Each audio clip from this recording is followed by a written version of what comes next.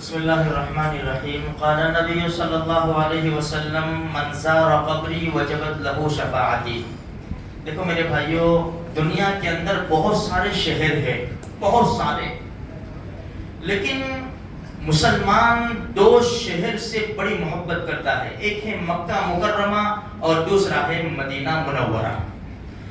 مکہ مکرمہ میں بیت اللہ ہے، مدینہ منورہ میں روضہ رسول اللہ ہے صلی اللہ علیہ وسلم، جہاں ہر حاجی دنیا کے کونے کونے میں سے حج پڑھنے جاتا ہے۔ مکہ مکرمہ سارے ارکان مکہ میں ہیں، مدینہ میں کوئی رکن حج کا نہیں ہے، لیکن حاجی جب یہاں سے چلتا ہے تو مدینہ منورہ کی نیت ہوتی ہی ہے اس کی کہ حج سے پہلے یا حج کے بعد میں اپنے آقا سردار رحمت للعالمین صلی اللہ علیہ وسلم کے روزے پر ضرور حاضر ہو جاؤں گا اور میں اللہ کے رسول کی بارگاہ میں سلام پیش کروں گا۔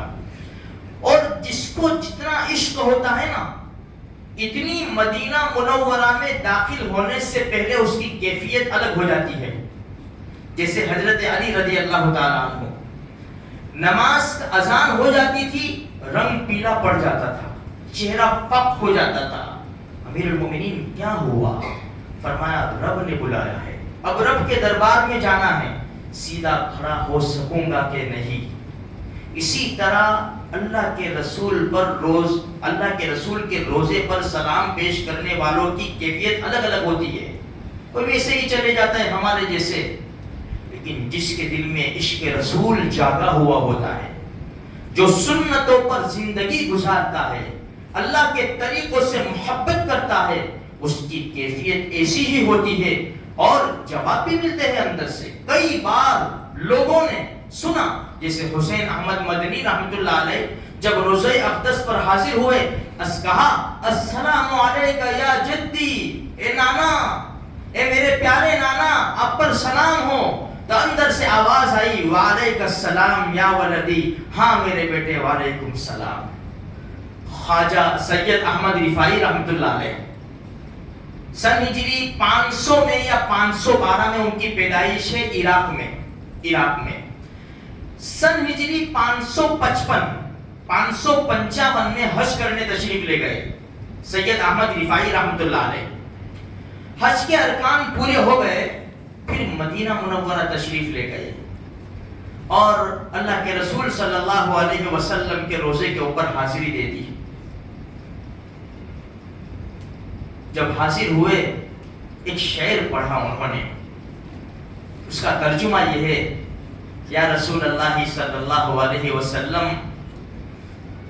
دور تھا لیکن اپنی روح کو آپ کے آستانے پر بھیج دیا کرتا تھا۔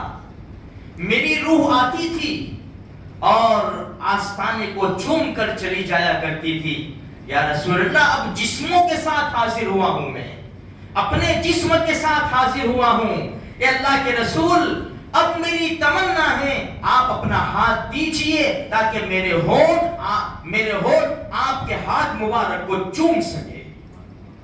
کیا عشق تھا، کیا محبت تھی۔